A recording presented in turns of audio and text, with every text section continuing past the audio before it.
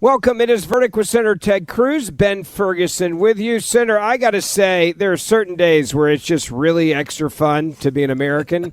And watching us take on the cartels and watching us blow up a boat filled with drugs after the president warned you don't want to keep doing this by Venezuela, and they did it anyway. God bless America. This is Trump doctrine FAFO 101.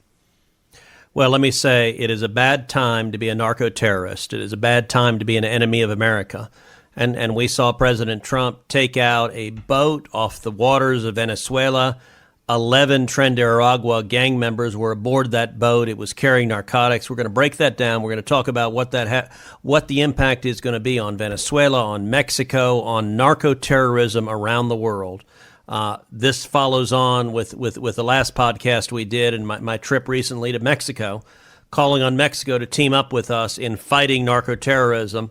What happened in Venezuela shows one way or another we are going to defend the United States of America.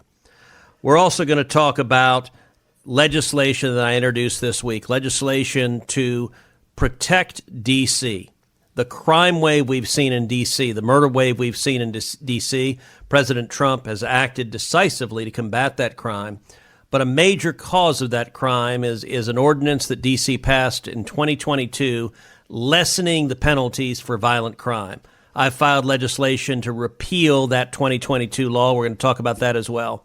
And finally, breaking news, Donald J. Trump is alive.